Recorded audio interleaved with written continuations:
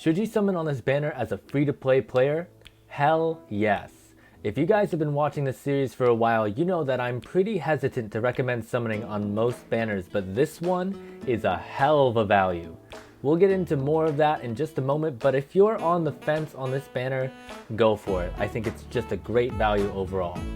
So okay, let's talk about this banner because it is just so goddamn good. You've got this brand new STR Cooler who is honestly one of, if not the best TUR in the game. He's a 170% attack lead for enhanced transformations, which on its own would just be incredible because the previous leader of that category was Super Boo, and we all know how flawed he was. But not only is he a leader for that amazing category, but he's also a dual leader for a brand new category he brings with him, Conquest of Terror. So let's just take a quick look at that while I talk about it over here. Hold on. Conquest of Terror.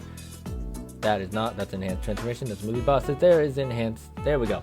Boom. Conquest of Terror. So I will just note that here you can see it's got Coolers, Frieza's, Bojacks, Saiyan Saga Vegeta's, it's got a Demon King Piccolo's, LR Baby, but the main thing that I want to point out, which we'll get to in just a moment here, is that it contains the entirety of the Ginyu Force. So essentially, if you're brand new to this game, you can add any of the Ginyu Force members, aka the first bundle of characters you should be grinding anyway, to this team as filler. You can even use Cooler as a better leader if you have all the Ginyus, because your leader skill is going to be going from, I believe, 100% on LR Ginyu to 170% twice because of the friend lead, and I just can't stress how helpful that is for a brand new player trying to grind the Dokkan event. So really, even if you're brand new, I think you should summon on this banner. It's a good banner. Outside of the leader skill, untransformed, he acts as a high damaging support, and I'm going to pull up his passive right here. In most situations, aka versus one enemy, he's going to be giving enhanced transformation characters 2 ki and 30% attack and defense. Now when you're up against 2 enemies, so something like, let's say, Super Battle Road, or more enemies, 2 or more enemies, he'll be giving Conquest of Terror units a whopping 50% attack and defense with 1 ki. Now his transformation skill is an active skill, I'll pull that up right here, so you can choose if you want to keep him as a support or to go maybe more the damage route. The requirements to activate this are actually pretty darn decent. It's the 6th turn by default, but if you're up against one of the gajillion pure or hybrid Saiyans, it goes down to only the 3rd turn of the battle, so that's crazy. You're going to put him on in 1 rotation, he'll be off, and then he'll go right back on and be ready to transform.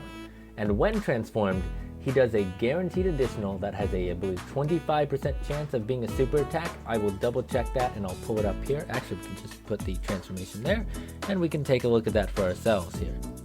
Actually, no, I'm going to have to look that up because it's not going to say the exact percentage unless I'm on the wiki. Anyways, he gets attack and defense 180%, you can see there, versus the 100% he had pre-transformed. And he gets guaranteed crits versus pure and hybrid Saiyans. Cooler here, he just hates those monkeys. He's going to give you a guaranteed crit. Fantastic. He is crazy good, guys. I really just need to hammer that home and mention once again that he leads 2 very good categories. You're going to have a wide variety of units to choose from with this unit. Then we do need to briefly talk about the new Thouser unit. He's good, but he's the new general pool unit. It's definitely not a loss to pull him, but he doesn't add that much overall value to the banner in my opinion. You can make Cooler's team without him. He can be good on Cooler's team, but again, he's not the main unit that you're focusing on here. But after that, we've got the return of STR Rage Goku. He is finally back and on a much better banner than his debut. I talked about it a little bit when his banner came out, but this Goku also leads an incredible category, Super Saiyans. That's one of the best in the game. But I had to recommend skipping him because his banner was just so bad. Him being here adds a ton of value to this banner. Honestly, he's like the 2nd best unit here. Next, you've got Kid Goku, who is undeniably a good unit. Well, personally, I don't consider him to be like in my top 10. A lot of people do love him. He's got an awesome super attack animation, which let me just say real quick. The new Cooler's animations, also incredible. A lot of units on this banner actually are, this Kid Goku, this Goku here also has great super attack animations. The new Cooler, as well as, there he is, Metal Cooler has a great super attack animation as well. So if you're a fan of super attack animations, this might be a good banner for you too. Anyways, Kid Goku, he's worth pulling. I don't think he's worth chasing. After that though, we've got Int Golden Frieza. He's a little bit old. His category's fallen off quite a bit, but he is still decent. I just don't think he doesn't add nearly as much value as most of the others, but I do think he's a good unit to have. Then AGL Metal Cooler comes next, and he is also very good, but his category is just a little bit limited. It's limited to Frieza and Cooler units. While that is certainly usable, there's a lot of them, it's not ideal.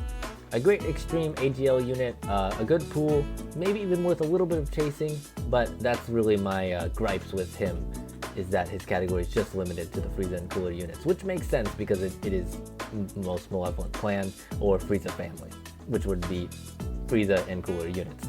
And finally, we have Physical Final Form Cooler, which out of all the 120% leads, he is still top tier, at least out of those leads. Him being on this banner was pretty darn expected, but I think he's still a good unit to get a copy of. I don't think he's worth chasing. Now the last two things I want to briefly mention here are A, this is probably a bait banner for New Year's. It's been talked about a little bit. You don't want to spend all your stones on this banner, but it is still a very good banner to bait us with, and I definitely think that it is worth summoning on.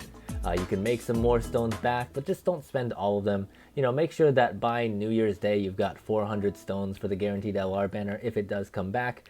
So just make sure you set aside some stuff for that. And then B, the Heroes banner is actually coming later in November, and that's going to be bringing us Golden Cooler, who will almost certainly be a great unit to use alongside this STR Cooler. So make sure to save some stones for that if you want to run his team. The Heroes banner is guaranteed featured, so you can probably budget less than you would for most banners. If you want to know my personal budget, I'm going to be doing 300 to 400 stones on it, and that's going to be just where I'm at with that banner. But should you summon here? Absolutely. All that being said though, my name is Waffles the Asian Yen Bear, and I hope that this video was informative for you guys and helped you decide whether or not you actually want to summon. I'm actually about to do my summoning right after I finish this video, and that video should be coming either later today on this upload or maybe tomorrow, depending on how much I'm actually able to get done in the morning. I'm going to be going 1,000 stones deep or until I get the units I want, so wish me luck. Hopefully it goes well. We'll see what happens in just a moment. Now that all that being said, I hope you have a good day, good week, good life, and subscribe for more Dokkan Battle content in the future. Goodbye!